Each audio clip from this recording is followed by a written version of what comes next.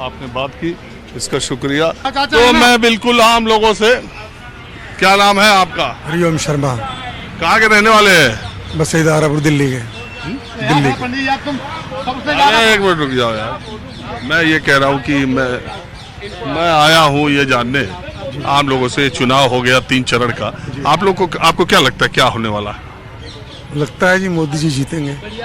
कितने सीटें कम होंगी या ज्यादा होंगी? ज़्यादा ही होंगी, 370 से ज़्यादा ही आनी चाहिए। आपको लगता है 400 हो जाएगी? 400 नहीं होंगी पर 370 से ऊपर ही होंगी। एनडीए की बीजेपी की? जो मोदी सर एनडीए की, टोटल एनडीए की। तो किस वजह से ऐसा लग रहा है? काम कर रहा है, वो ईमानदार आदमी है, he is very dam honest person, इसलिए लग रहा है। काम कौन सा आपको अच्छा लगा? रोड बहुत अच्छे उसने बनाए हैं, पूरी नेशनल हाईवेज जो है वो काम किए हैं उसने, गरीब आदमी के लिए उसने सारे मकान प्रोवाइड किए हैं। जहाँ तक नौकरी का सवाल है, कहते हैं नौकरी नहीं मिल रही है, पॉपुलेशन बढ़। चल हो जा शुरू। केसरिया से मन जोगी हुआ रे, दिल झूमे देखो पतवारा हुआ रे, दिल झूमे देखो पतवारा हुआ रे। हर पल मनाओ केसरी त्योहार। विमल बोलो जुबान केसरी। रही है, सर्विसेज कहाँ से मिलेंगी? ये तो आदमी को सोचना चाहिए ना, हम लोगों को सोचना चाहिए। हमारी पॉपुलेशन बढ़ती जाएगी, सर्विस तो उतनी है, लिमिटेड है, आउट ऑफ लिमिट तो जा नहीं सकते आप। रोजगार, बेरोजगार, और वैसे तो काम कर ही रहे हैं लोग, रेडी पटरी वाले हैं, ये सब काम करके खा रहे हैं, कोई चोरी थोड़ी कर रहे हैं कि जो नौकरी नहीं है, नौकरी नहीं कमा रहे हैं, टैक्सी वाले हैं, सब चीज़ काम कर रहे हैं। ये एक मतलब इमोशनल ब्लैकमेलिंग है। बेरोजगारी की बात करें, लेकिन एवरीबडी कौन भूखा सो रहा है ये बताइए आप तो खुद जगह जगह जा रहे हैं, मैं आपका शो देखता रहता हूँ। अरे बहुत शुक्रिया। I have seen so many times, देखता हूँ टीवी पे आपका शो, और आप जगह जगह कल परसों भी कहीं गए हुए थे। अरे हम रोज ही रहते हैं इधर। हाँ, लेकिन आप बताइए, खुद आप देखिए कितने आदमी, कोई भी आदमी मेरा ख्याल है नॉट ए सिंगल वन जो रोटी ना खाता हो। अब कार तो सबको चाहिएगी, मिलेगी नहीं। अरे तो 90 करोड़ वोटर है, 80 करोड़ को तो राशन मिल रहा। हाँ, राशन तो वो दे रहे हैं, देना ही नहीं चाहिए, क्यों दें? काम करके खाइए ना आप। आपको लगता है राशन बंद करके चुनाव लड़ पाएंगे? यही तो पॉलिटिक्स गंदी है ना। This is wrong practice, this is wrong practice. आप फ्री का दे रहे हो यार, देश डाउन जा रहा है, क्या नहीं है? आप बताइए, आप तो जर्नलिस्ट तो कह हैं। रहे थे कि देश आगे जा रहा है, अब डाउन जा रहा है। नहीं तो अगर आप गरीबों को देते हैं, वो काम नहीं करेगा तो डाउन नहीं जाएगा? लेट मी नो, अगर आप इनको बिना फ्री की देते रहे, कब तक देंगे? अल्टीमेटली अगले चुनाव तक तो कहा है। वो ठीक है, वो तो पहले से देते आ रहे हैं, सभी दे रहे थे, झुग्गी झोपड़ियों को दे रहे हैं। आप बताइए, बाहर से आके आदमी झुग्गी बनाता है, यहाँ सरकारी लैंड पे झुग्गी बना रहा है, फिर वो कह रहा है जी मुझे फैसिलिटी नहीं प्रोवाइड हो रही। What a fun it is. क्यों उसको झुग्गी के लिए जगह दी? एक तो कब्जा कर लिया, फिर उसको नेता भैया, तोड़ने जिसके देते हैं। खाने को नहीं, जो भूमिहीन खाने को है, है, जिसके सब कुछ खेत है। नहीं है, वो किसी कोई को- अपना घर बार छोड़ के दिल्ली ऐसे नहीं आता आते है। हैं, 2 रोजी शौक रोटी वोट के से आते हैं, यहाँ से अरे वोट शौक डालने जाते हैं, यहाँ से शौक वो नहीं, उसके पास व्यापार नहीं है, उसके सब पास कुछ जमीन है, नहीं है, सब तब कुछ घर है, छोड़ के आता है सब दिल्ली। कुछ है, जमीन जायदाद भी है। अगर दिल्ली में ओरिजिनल दिल्ली का आदमी है, उसकी जमीनें चली गई हैं, उसको मुआवजा मिले, मुआवजा भी अठन्नी के हिसाब से मिला, अठन्नी चवन्नी के हिसाब से। गरीब तो वो है जो मेहनती है। आप बताइए, आप सुबह शाम तक न्यूज के लिए घूमते रहते हैं, किस लिए घूम रहे हैं? पेट के लिए घूम रहे हैं ना।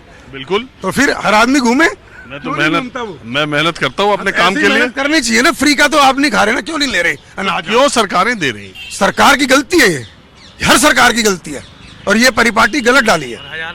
अच्छा आप ये बताइए, अच्छा आपने तो बता दिया, हाँ आप बताओ भैया, क्या विचार, क्या आपको समझ में आ रहा है ये जो अब तक चुनाव हुआ है उसमें क्या देश में होने जा रहा है? इसमें अब बाद इंडिया गठबंधन की सरकार बनेगी।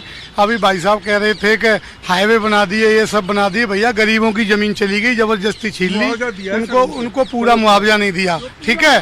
उसके हाईवे बना दिए, अनाज क्या खाओगे, क्या पैदा करोगे, ठीक है ना? मुआवजे की बात करें। दूसरी बात, इंडिया गठबंधन की सरकार बनेगी। इस बार मोदी जी की सरकार नहीं बनेगी, लोगों को पता लग गया है, क्योंकि मोदी जी ने आपको पता होना चाहिए, गौ मांस सप्लाई करने वाली बीफ कंपनी से चंदा लिया है और मोदी जी ने जो मतलब वैक्सीन बनाने वाली कंपनी थी ना, उससे चंदा ले लिया। अब सामने खुल के आ रहा है, जिनको वैक्सीन लगी है उनको अटैक पड़ रहा है।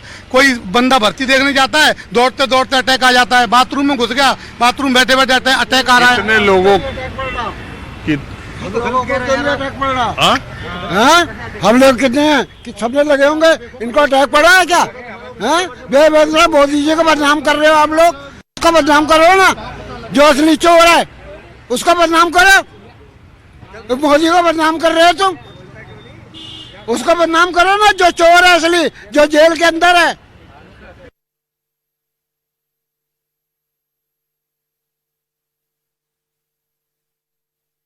हस्तरेखा विशेषज्ञ भविष्य ज्ञान मोबाइल नंबर आ गया। पंडित जी, हाँ जी, आपका तो आज तक एक भविष्यवाणी सही नहीं निकली, तब भी मैं आया कनाट पे बहुत दिन के बाद, तो सोचा कि आपसे मैं बात करूं। जब केजरीवाल का चुनाव हो रहा था तब कहे कि केजरीवाल एनडीएमसी में मैंने कहा था केजरीवाल जीतेंगे और 24 में श्री मोदी जी जीतेंगे। भाजपा आगे जाएगी चाहे कितना भी कोई कर ले, लेकिन रुकेगा नहीं, ये आगे जाएंगे, यही इनकी सरकार बनेगी। बहुत ज्योतिषी दूसरा निकाल रहे हैं नतीजा, आप कौन सी नतीजा निकाल? हम नतीजा माँ भगवती बताई हमें, मैया ने हमें प्रकाश दिया है, उसी के अनुसार हम बोलते हैं, हम अपने अनुसार नहीं बोलते। कितना सीट? 24 में मोदी डाउन नहीं है, आगे। कितना सीट तो अभी नहीं, ये मानिए 60% से ऊपर वोट मोदी जी का है। 64%, 65% मोदी जी का कम से कम वोट आएगा और शेष बच्ची में पार्टी सब इकट्ठी हो जाएंगे।